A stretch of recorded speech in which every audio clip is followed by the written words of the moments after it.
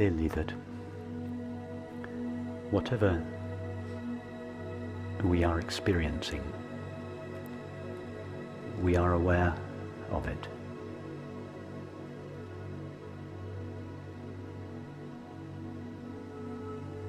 Just check out that statement in your own experience. Whatever we are aware of, whatever we are experiencing, we are aware of it.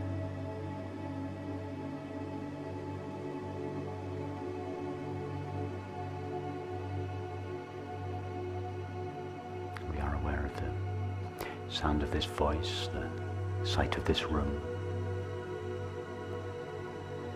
We are aware of our thoughts and feelings.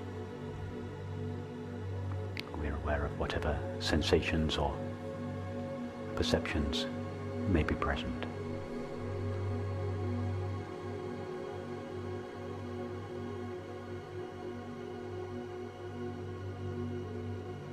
Just let your imagination go wherever it wants in experience. Whatever you encounter, you are aware of it.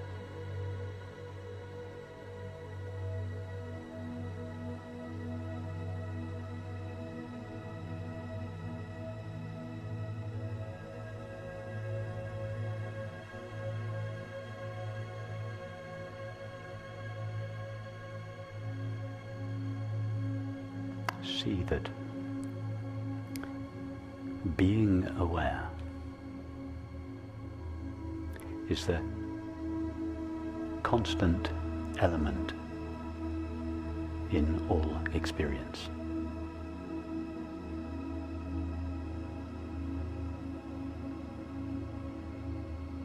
Everything that we are aware of is continuously changing. Thoughts, images, feelings, sensations, sights, sounds, tastes, etc. Whatever we are aware of is always appearing and disappearing.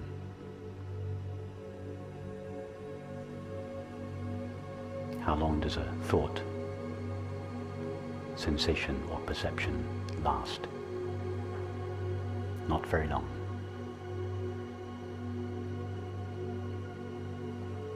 But the experience of being aware remains constant throughout.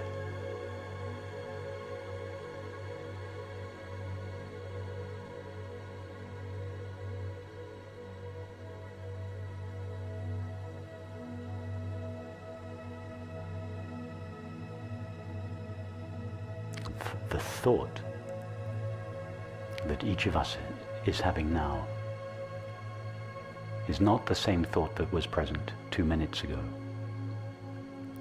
or 2 hours ago, or 2 days ago, or 2 weeks ago.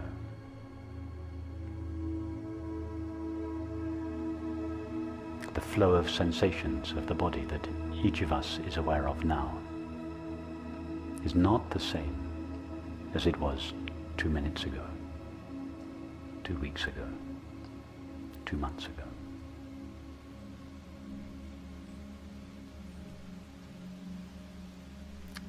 But the experience of being aware is the same now as it was 2 moments ago, 2 minutes ago, 2 days ago, 2 months ago, 2 years ago, 20 years ago.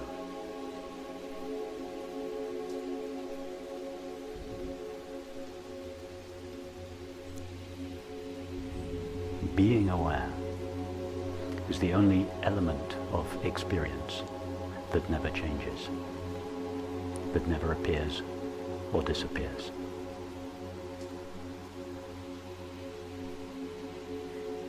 Everything else we have ever experienced has vanished.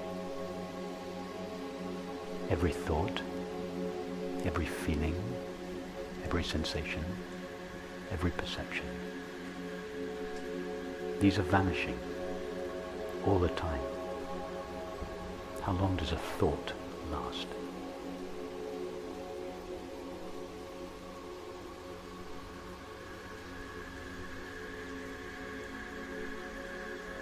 How long does a sensation in the body last? Or the perception of the world? None of these are lasting.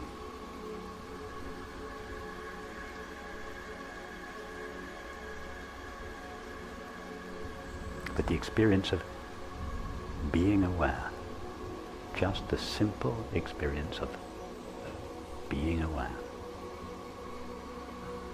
remains constant, unchanging.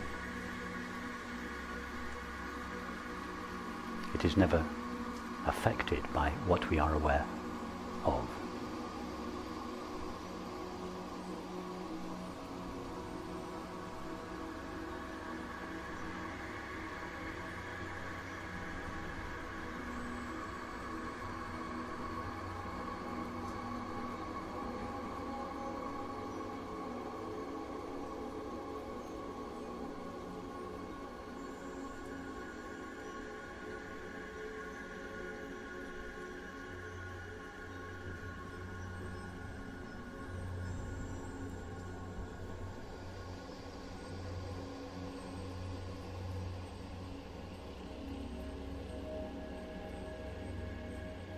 What is the common name we give to the experience of being aware?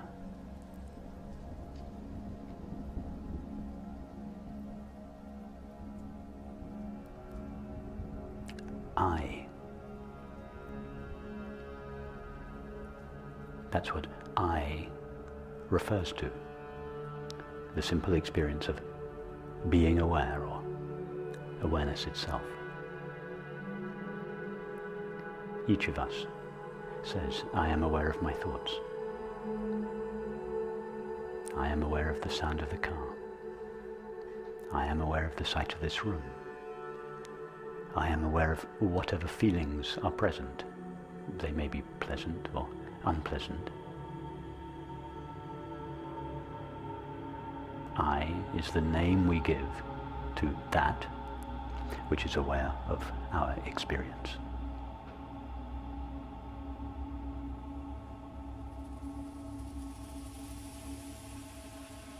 It is the unchanging element that runs consistently throughout all experience.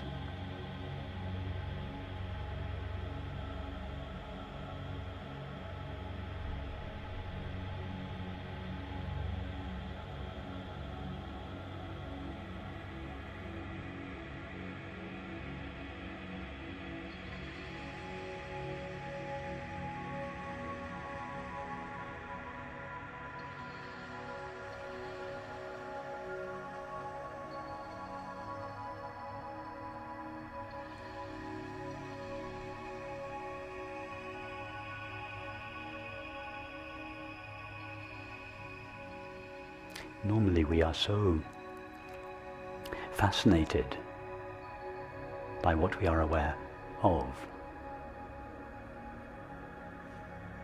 That is, we are normally so fascinated by our thoughts and our feelings, by the state of the body or the perceptions of the world that we are having, that the simple experience of being aware is overlooked. We don't notice it.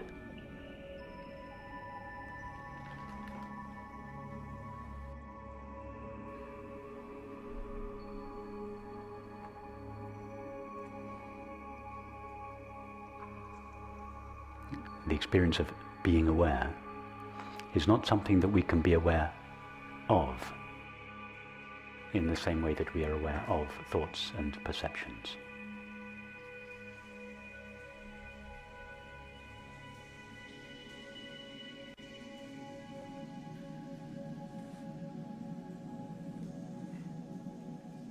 Nevertheless, each one of us now has the experience of being aware. If I were to ask each of you, are you aware now?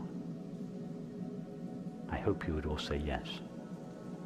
That yes comes from your experience. It is your experience. I am aware.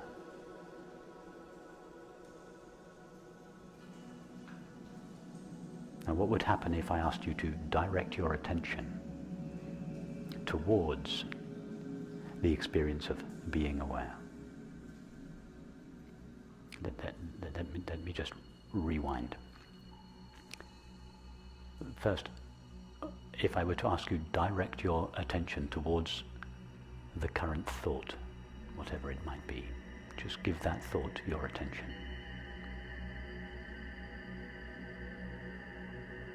It's very easy. We all know exactly where to place our attention.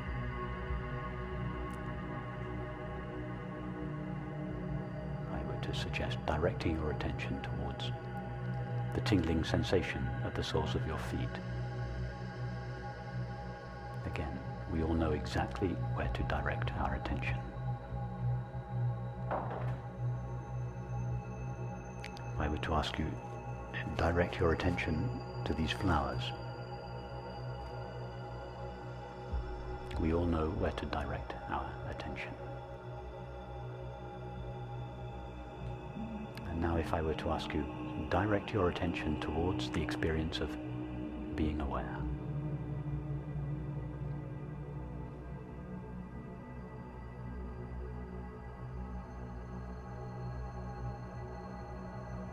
Where does your attention go?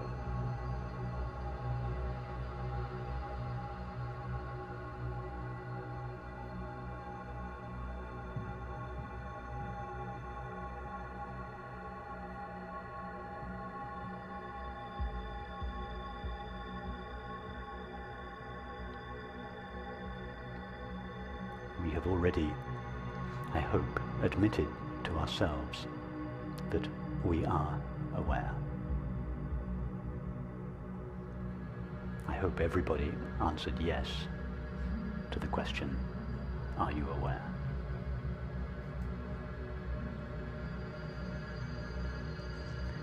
The reason we answer yes is because it is our experience. Being aware is our experience.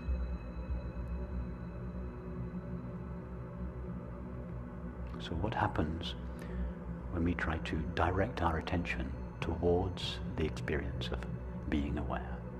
Try to do that.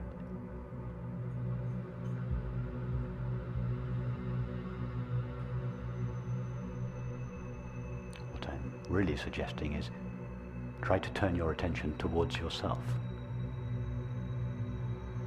We have already established the experience of being aware is called I. I am aware of thoughts, sensations, and perceptions.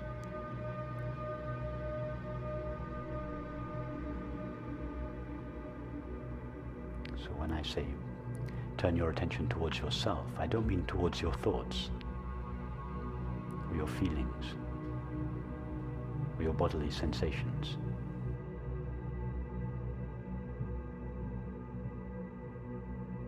You are aware of all of those.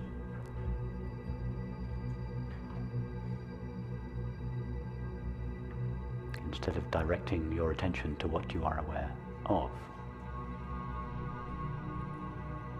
direct your attention towards the experience of being aware. What happens to your attention when you try to do that?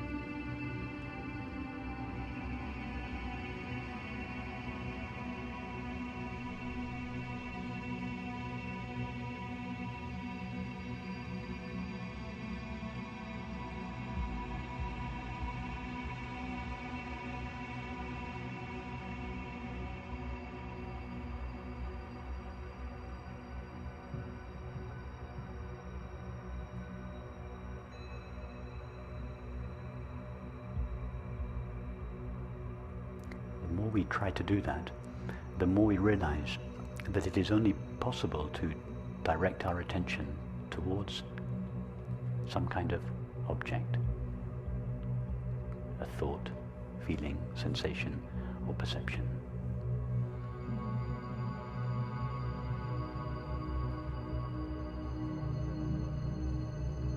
We can't, as it were, turn our attention round and shine it back in the other direction towards that which is aware of these.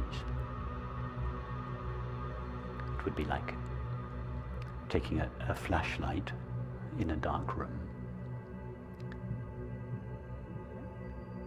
And to begin with, we're shining the flashlight on various objects in the room. And then someone says to us, shine the light on the light bulb from which the beam is coming. The light bulb is the only thing we cannot shine the flashlight on.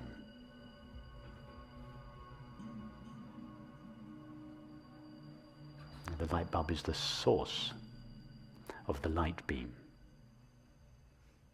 The light beam can never be turned around on itself.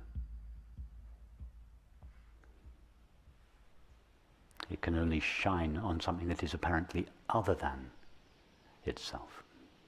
That is, the objects in the room. Likewise, we can give our attention to thoughts. We can give our attention to what is being spoken here. We can give our attention to the sensations of the body. We can give our attention to the sights in the room or the world.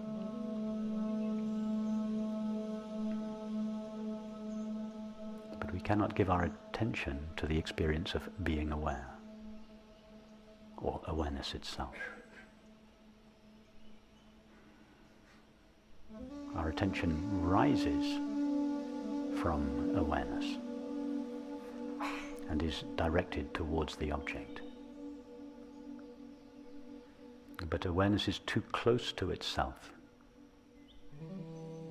to turn around and look at itself.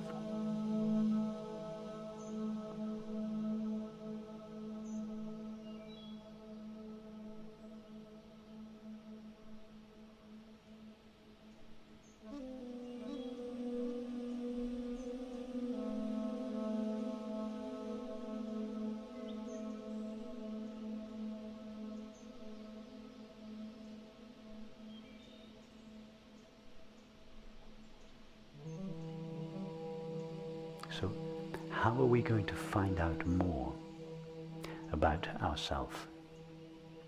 That is, about the experience of being aware or awareness itself.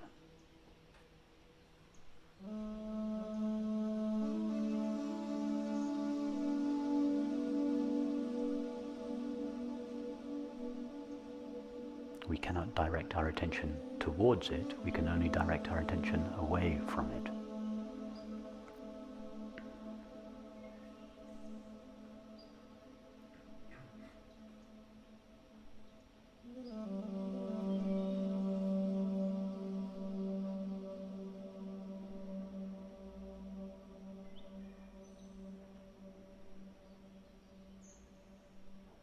In fact, it is not the directing of our attention, but rather the relaxing of our attention.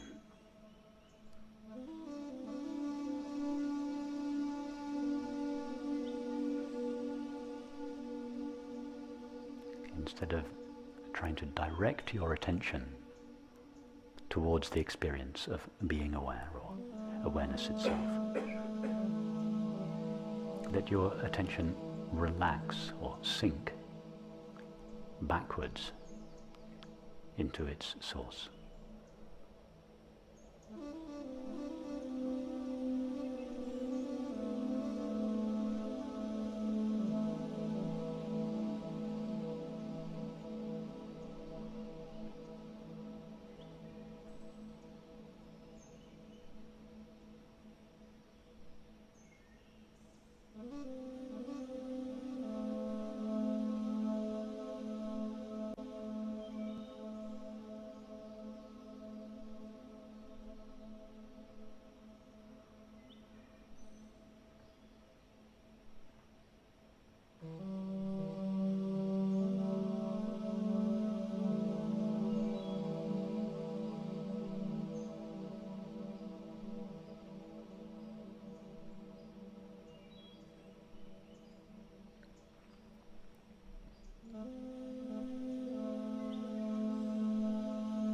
It is not a directing of the attention, but rather a resting of the attention. The attention is only needed to know objects, that is, thoughts, feelings, perceptions, etc. But to know ourself, attention is not required.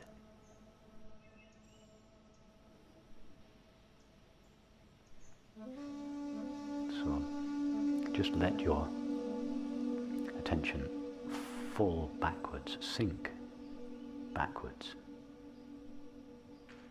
into its source. Allow it to rest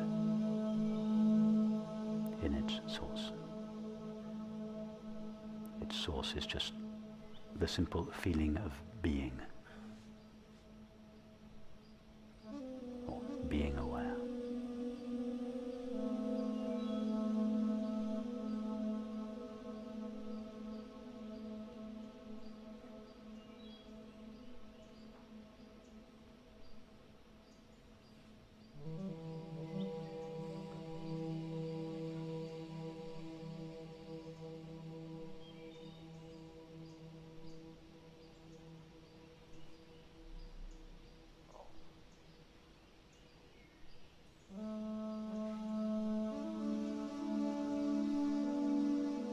Have you ever had an experience that is more intimate or familiar than simply being aware?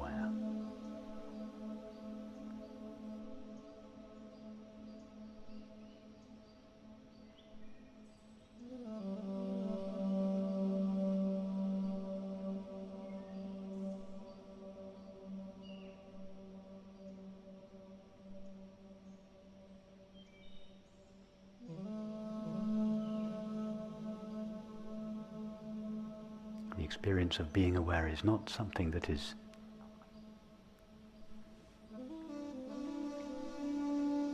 inaccessible.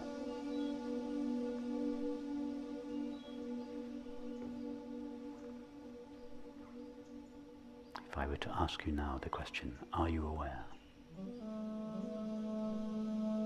Each of you pause, check your experience and say yes. That's it. In that pause, you became aware of being aware. How far did you have to go?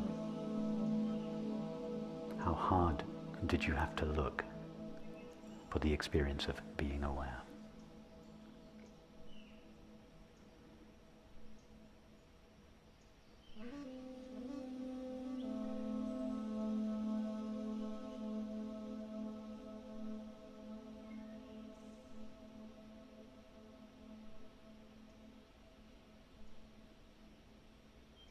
The experience of being aware is not buried somewhere in the depths of experience. We don't need to practice a technique for hours or days or years in order to have access to our essential nature of simply being aware. It is just there. It is available. Totally available.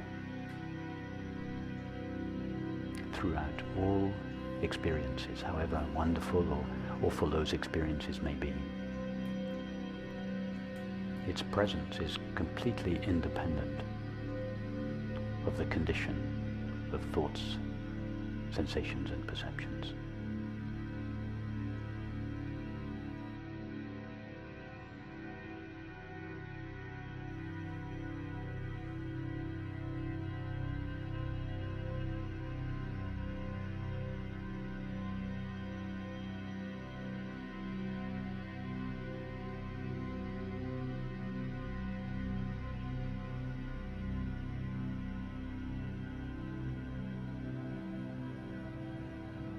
Ask yourself the question, is any experience ever at a distance from being aware or the awareness of it?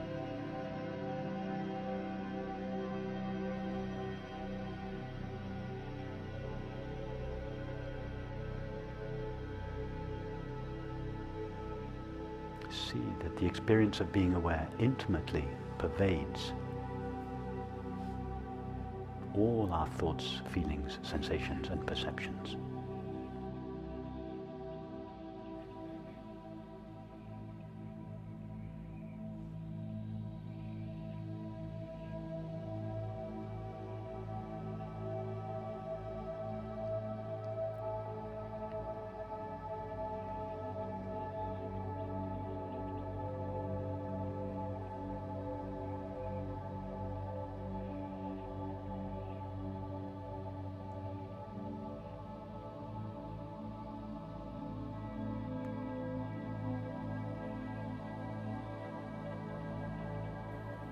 Ask yourself the question, can the experience of being aware ever be disturbed or altered in any way? Obviously, our thoughts and feelings can be disturbed, moved, changed. The body and the world are constantly moving and changing. But what about the experience of being aware? Is that ever moving and changing?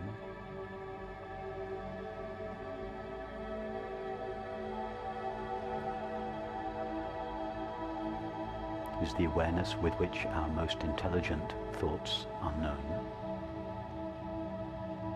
any different from the awareness with which our most unintelligent thoughts are known?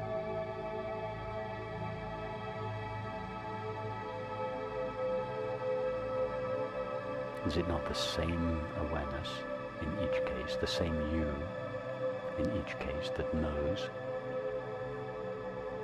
the full range of your thoughts? And what about your feelings, your most pleasant and most unpleasant feelings? Are they not all known alike by you? By you, that which is aware?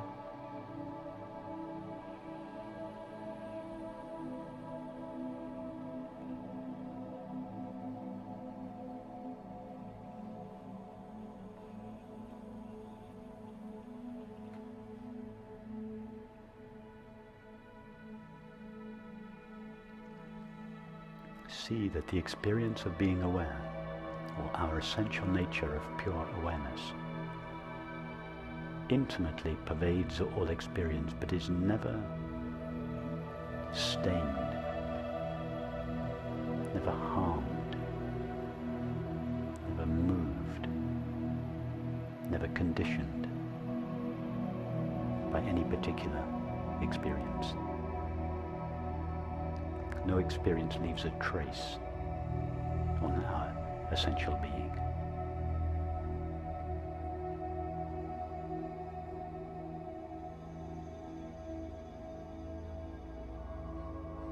Our essential being is never stained by experience. It is always in the same pristine condition. It has never aged.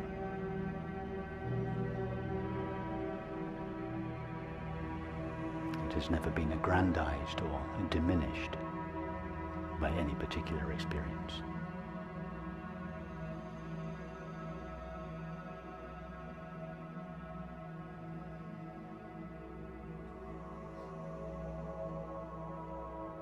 When you are lost on the streets of Amsterdam, it is not lost. It is never lost. It is never absent.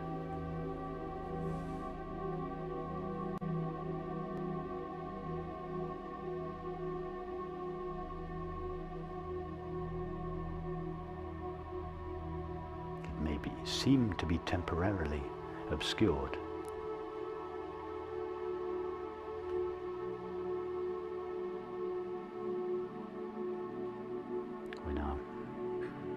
When we become fascinated by our thoughts, feelings, sensations and perceptions, the experience of being aware seems to be obscured due to the exclusive focus of our attention on the objects.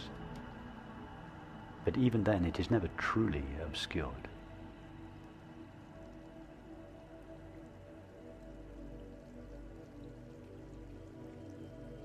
At any moment in your experience, the deepest depression, our most wonderful moments, at any moment in our experience, we could ask ourselves the question, am I aware? Pause. The answer is always yes. The condition of our thoughts and feelings makes absolutely no difference whatsoever. And we never have to travel far to find that yes.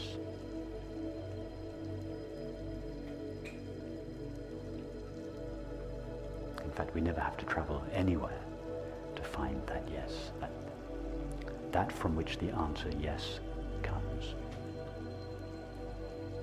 Being aware of being aware is always, always, always our innermost, most intimate, totally available experience.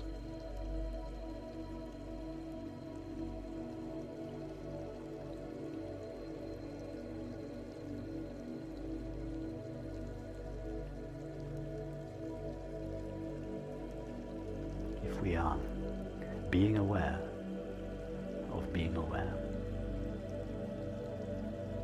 we are, whether we know it or not, practicing the highest form of meditation there is. It is the only form of meditation that doesn't require the directing of our attention towards an object.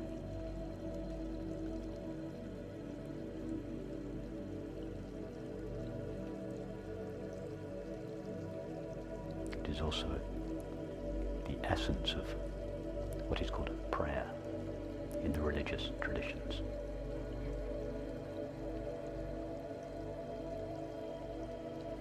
The practice of the presence of God, as the Christian mystics called it.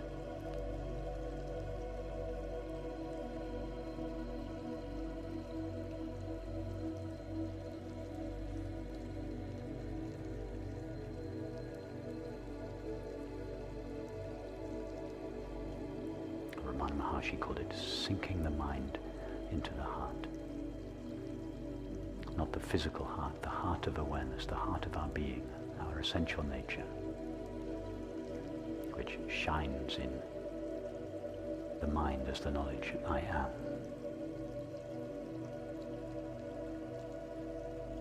And which shines in our feelings as the experience of peace or happiness.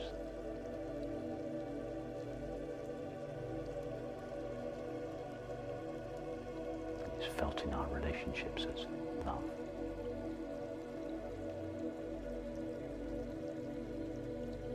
Infiltrates our perceptions as the experience of beauty.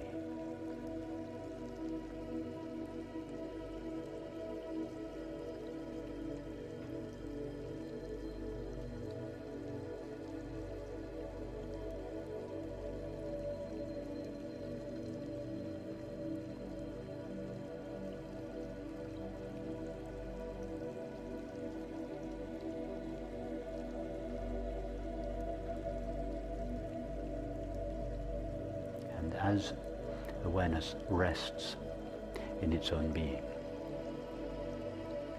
it becomes clear gradually in most cases, in very few cases suddenly, but in most cases it becomes clear gradually that awareness itself, or the experience of being aware, doesn't share the limits of what it is aware of.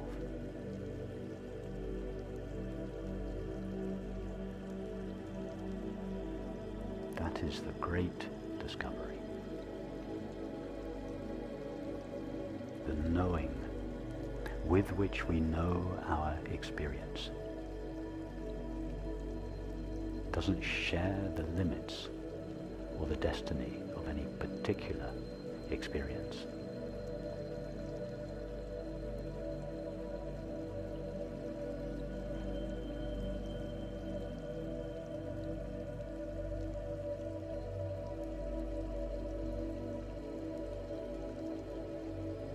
Knowing with which we know our experience, or the awareness or consciousness with which we are aware of or conscious of our experience,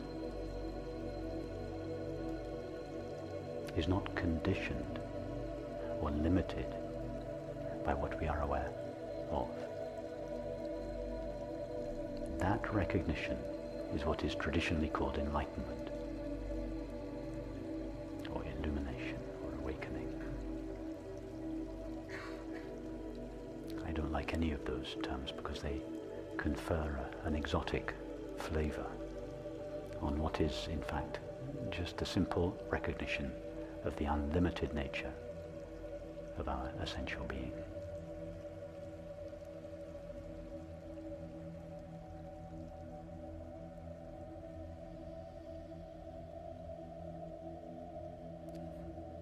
Sometimes this self-recognition is accompanied by colorful experiences in the mind and the body. And those colorful experiences are sometimes mistaken for this self-recognition.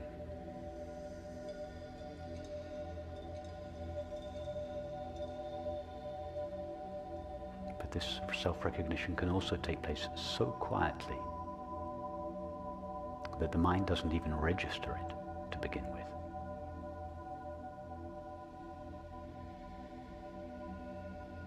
Or if the mind does register it, it could simply be, oh yes, of course.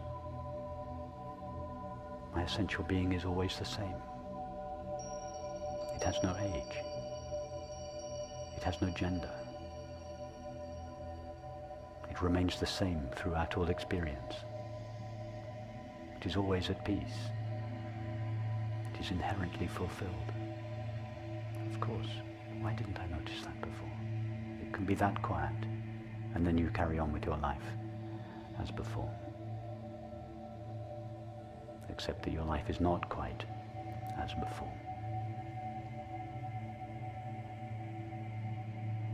Because we realize that the self on whose behalf we previously thought, felt, acted, and related was a fictional self, an apparently temporary, limited self made of thoughts and feelings.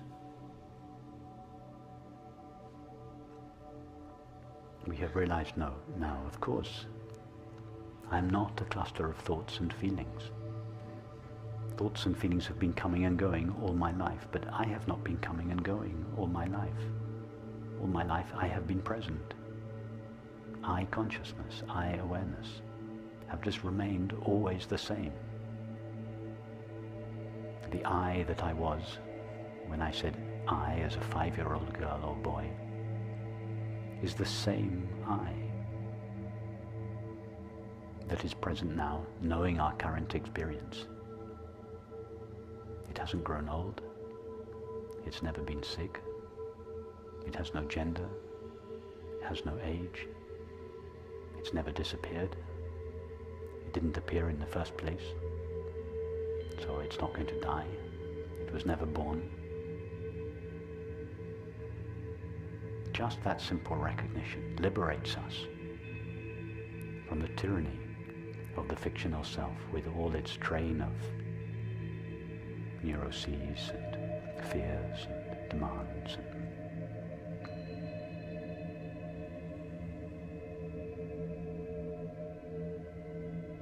not that all those old habits of the separate self disappear overnight. They don't. They carry on. They take some time to be washed out of the system.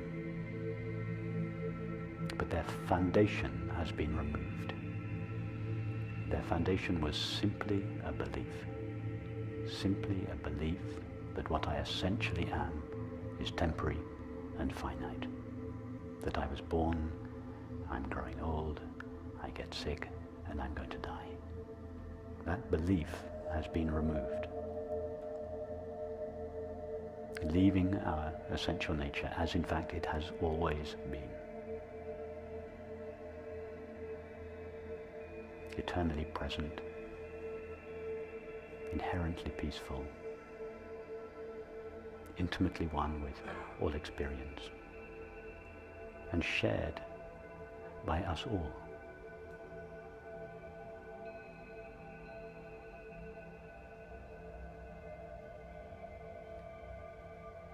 There isn't a separate being for each one of us. When each of us takes the thought I or I am, or when each of us goes to the experience of being aware, we go to the same experience, not a similar experience, the same experience.